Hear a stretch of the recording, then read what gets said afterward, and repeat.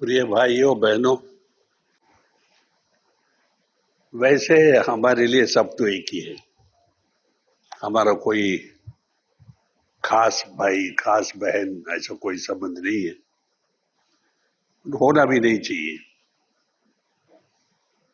क्योंकि जो जैसे माँ की दृष्टि होती है बच्चों के साथ, उसके बर्ताव में जिस जिसके जैसे नेसेसिटीज हो उसके अनुसार उसके साथ वो बर्ताव करती है।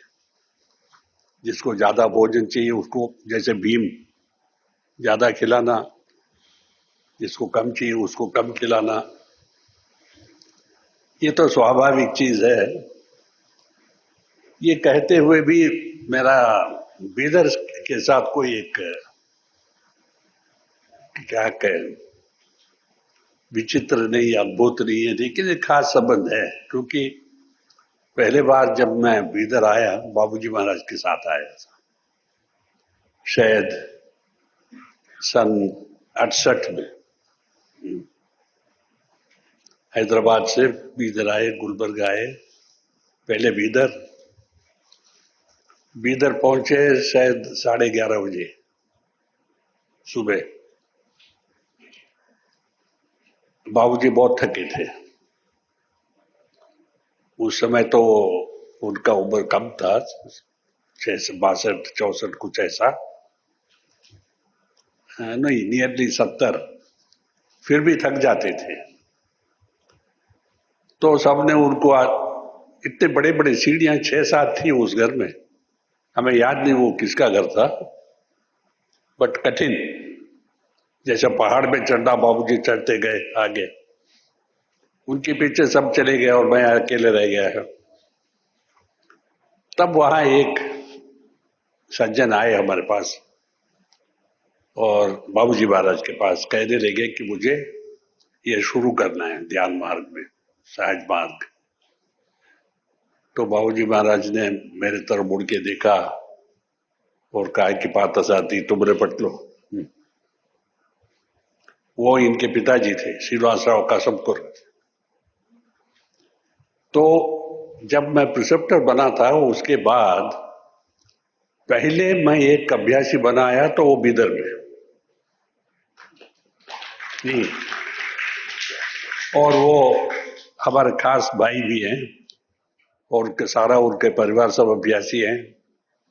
हमें याद है रायचूर के पास कहीं अब गए थे और शायद 60 65 70 लोग थे इनके, 3 पीढ़ी। सबको श्रीनिवासराव भाई ने शामिल करा दिया हमारे सामने। हमें बहुत खुशी हुई। अब हम देखते हैं कि आजकल मियाँ आता है, बीवी नहीं आती। बीवी आती है तो मियाँ नहीं आता है। लड़का आता तो पिताजी कहते हैं कि वहां क्या कर रहे हो जाके। लेकिन जैसे बाबूजी महाराज कहा करते थे, सिनेमा में जाते तो सारा परिवार ले जाता है, बाहर खाना है और पेट बिगाड़ना है तो सारा परिवार चले जाते वहां, और गाड़ी पकड़नी है तो स्टेशन में 1 घंटा पहले जाके बैठ जाते। सिनेमा जाना है तो 1.5 घंटा पहले जाके टिकट लेके खड़े हो जाते। लेकिन सत्संग में आओ बोला तो शुरू में 4 8 10, जब दैट्स ऑल कहते हैं 20 लोग। तो ऐसी लापरवाही नहीं होना चाहिए। क्योंकि अब इसने हमारे छोटे भाई ने भाषण दिया है अनुशासन के बारे में, स्पिरिचुअल अनुशासन। अगर कोई हमारे पिछले जन्म देख सकता है यानी खुद का, और इस जन्म से उसका तुलना करो, और अगर हमारी आंखें खुल जाए और अब देख सकते हैं कि अगला जन्म क्या हो सकता है, तो ये बेवकूफी इंसान में नहीं रहेगी। वो कहेगा मैं क्या था, अब क्या हूं, और आगे चल के हमें क्या बनना है। नहीं,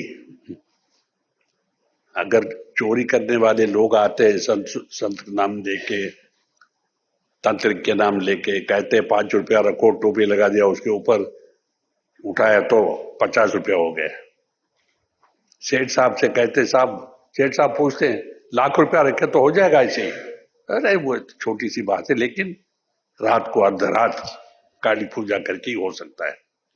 तो पधारिए स्वामी जी, चरण छुआ, दक्षिणा दी। वो आ गए रात को 12 बजे।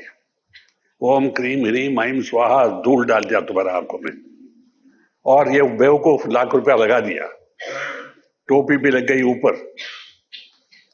और वो तंत्र कहता है अब मत खोलो, ये सब है सूर्योदय के बाद नहा धो के पूजा पाठ करके फिर उसको खोलना। खोला तो क्या मिला? इस सब में भरोसा है हम लोगों में, क्योंकि लालच है इंसान में। हम लोग में क्रेविंग नहीं है, जो बाबूजी महाराज कहते थे कि होना चाहिए। क्रेविंग क्या होता है? तरक्की के लिए जो तड़प होता है वो क्रेविंग कहते हैं अंग्रेजी में। तरक्की के लिए, बनने के लिए कुछ। लेकिन हमें तो बनने में नहीं, लेने में, इकट्ठा करने में हमारा लालच है। तो लाख रुपया खो गया ऐसे ही, इसके साथ अपनी इज्जत भी खो गई। और फिर वो इतना नाराज होता है कि बीबी को मारता है, बच्चों को लात मारता है, और 1 हफ्ता लगता है उसको पुलिस में। पुलिस कहेगी क्या? पुलिस वाले हंसते हैं, अरे सेठ साहब आप भी इस पे आप पकड़ में आए। सो अब क्या करें इंसान के साथ? कोई तरीका है सिखाने के लिए कि भाई ये लालच है, ये तरक्की के मार्ग में हमारी इच्छा है, हमारी ख्वाहिश है, हमारी जिंदगी है। लेकिन जैसे अंग्रेजी में एक कहावत है, bird in hand is worth two in the bush. हाथ में एक चिड़िया हो तो जो पेड़ पे दो बैठा उसका क्या, कुछ नहीं है, ये काफी हमारे लिए। तो और फ्लैट लो, और गाड़ी लो, और कुछ इकट्ठा करो, समझ गए? तो इसी के पीछे आज इंसान की बुद्धि जा रही है। तो हमारे प्रिसेप्टर लोग बहुत यानी दिल लगा के काम करेंगे ना, तो 100 में कोई एक आता है। अगर हम कहें तो जैसे मोहब्बत की कहानियां हो दी कि दिल टूट गया उसका बेचारा, ये जो है हमारे मैदान, आध्यात्मिकता का मैदान, इसमें जितने दिल टूटते हैं उतना और बाहर नहीं टूटता। मोहब्बत क्या चीज होती है? आज प्रेमी है, कल नफरत है। आज की दुनिया में शादी पर किसी को भरोसा नहीं है कि कल कब वक्त क्या होगा, वो जाएगी या ये जाएगा। 6 महीने की शादी हुई, चलेगी, और ज्यादातर औरतें चली जाती हैं मैकी में और लौटती नहीं है। हमारे पास कई केस है अभ्यासियों का, दोनों अभ्यासी शादी करने के बाद 6 महीने रुकती है, घर चली जाती है, फिर इनकार करती है, नहीं आना है। ये बेचारे जाके बार बार वह फरियाद करता है, लौटो तो मेरी बीवी हो। तो आज की दुनिया में अरे जब बीवी को नहीं मानता है, बच्चों को नहीं मानता है, केवल हमारे मकान, हमारे बंगला, हमारे फ्लैट, तो खुदा के बारे में वो क्या सोचेगा? लेकिन जब तक खुदा के बारे में नहीं सोचोगे, बार बार इस दुनिया में आने पड़ेगा। इस जन्म में अगर आपने 4 फ्लैट लिया, 50 लाख इकट्ठा किया और 2 गाड़ी ली, अगले जन्म में आपको 50 फ्लैट लेके 200-250 गाड़ी लेनी पड़ेगी। और उस मार्ग में जाते जाते जाते जब नफरत हो जाए, फिर भी फिर गाड़ी मुड़ती है। पुनर्जन्म का अर्थ यही है, ये नहीं कि खुदा कहीं बैठा है और परीक्षा लेता है और फिर कहता है तुम नरक में जाओ, तुम स्वर्ग में जाओ। ऐसी कोई बात नहीं है। हम खुद अपने राह ढूंढ लेते हैं, उस पर चलने लगते हैं, उस मार्ग में हमारी लालच बढ़ती है, और फिर हम क्या होते, बर्बाद हो जाते हैं। समझ गए? फिर सोने के पलक में लेटो, रेशम के बेडशीट पर सो, क्या फायदा है? अभी बड़े बड़े लोग जो गुजर गए, चंदन को खाट लगा के उसके उस पर उनको जलाते हैं। अंतिम संस्कार। अरे चंदन में जलो, चंदन में राख बनो या बांस में बनो, फर्क क्या पड़ता है? तुम तो राख बन गए। सही है कि नहीं? तो हमारे कहने का मतलब है, सोचिए, हमें एक कमरे में सोना है तो 4 बेडरूम्स के फ्लैट हम क्यों ले? नहीं नहीं साहब, कभी मन आए तो उसमें सो जाएंगे। नहीं, फिर उसमें से आगे और मन में तरक्की होती है हमारी, इच्छाएं। ये 2 बीवी क्यों रखे आप? कभी कभी यहां कभी कभी वहां साहब, ये पूछने वाली बात है क्या? और वो जो वहां एक फ्लैट रखा है वहां भी एक नारी है। नहीं साहब, वो तो वीकेंड्स के लिए, शनिवार हम वहां चले जाते हैं। और ये 2 इंतजार करती रहती जब मैं कब लौटूंगा। ये तो आप लोग तो समझ सकते हैं, नारी लोग। तो आज की दुनिया में जैसे पैसा बढ़ता है, इज्जत कम होती जाती है। क्योंकि जैसे अंग्रेजी में कहावत है, behind big money there is always big crime. Crime समझते हैं ना आप लोग? चाहे धोखा हो, चाहे खून हो, चाहे चोरी हो, क्राइम इज क्राइम। बहुत पैसा है जिसके पास है, उस पर हम भरोसा नहीं कर सकते कि वो अच्छा आदमी है, उसके बोलचाल ठीक है, उसके चलन फलन सब ठीक है, वो नहीं भरोसा कर सकते। क्योंकि ऐसा कोई कमा नहीं सकता है, चोरी ही कर सकते हैं। लेकिन आज की दुनिया में बड़ा लोग कौन है? वो बड़ा आदमी है साहब, 50 करोड़ का मालिक है। मैं एक जगह था जहां से एक बड़ा पॉलिटिकल लीडर आया था, यानी उस उस प्रदेश का या उस इलाके का।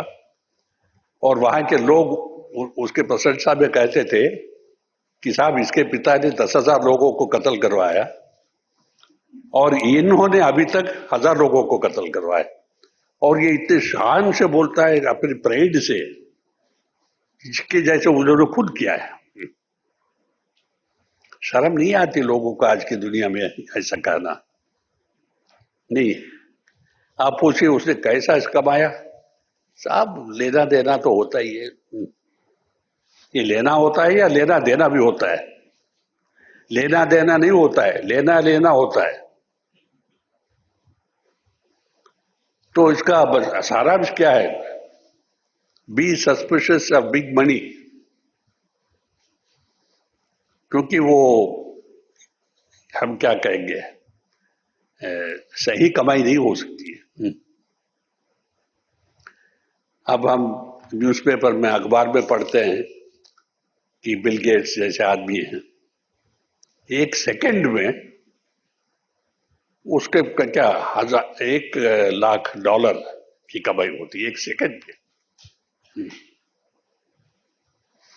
ये तो शायद कुबेर के पास भी नहीं है। और लक्ष्मी भी नहीं दे सकती है। लक्ष्मी शायद ऐसे लोगों से लेके इंटरेस्ट पर लेती है, भाई हमें 50 करोड़ दे दो, हमें बांटना है। कब लौट आएगी? जब तक मैं तेरे साथ हूं तुम्हारा पैसे सुरक्षित है। लक्ष्मी न हो तो पैसे कहां से आते? लेकिन ये बेवकूफ कहता, तू क्या है, तू एक औरत हो, हमारे क्या सबूत है कि तुम कल लौटाएगी पैसे? तो लक्ष्मी पैसा देके चली जाती है और ये गए भीख मंगे। तो आज की दुनिया की ये सारांश बताते हैं। अब आप लोग पूछो कि आध्यात्मिकता में क्या रखा है? इसमें यही कठिनाई है कि कोई दिखा नहीं सकता है आपको। अब बालक स्कूल जाता है, मेरी एक नानी थी, जब भी मैं बम्बई से उसके पास जाता हूँ छुट्टी में, वो कहती थी कुछ अंग्रेजी बोलो। मैं पूछता था, नानी तुम्हारी समझ में क्या आएगी? हम कुछ भी बोल जाए। ऐसी नानी के सामने तो कहो कि वो बीए पढ़ेगा, एमए पढ़ेगा, वो क्या बेचारी समझेगी कि इसके खोपड़ी में क्या है? बाहर के स्वरूप तो वही है।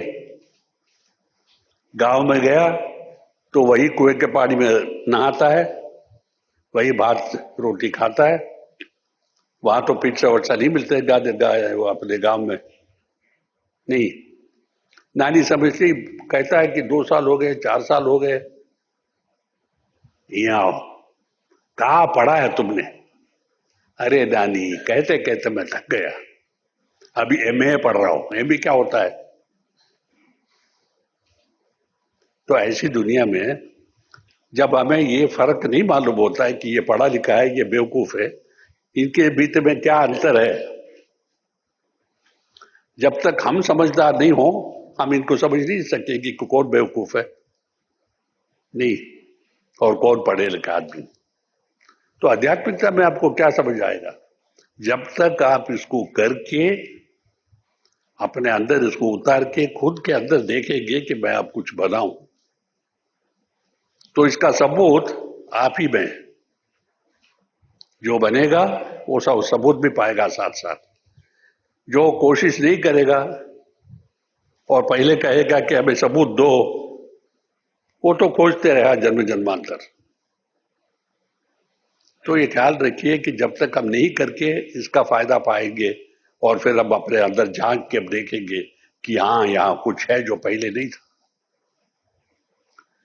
ये ऐसा नहीं कि पेट में देखा हाँ पैसे है, ये यहां देखना पड़ता है।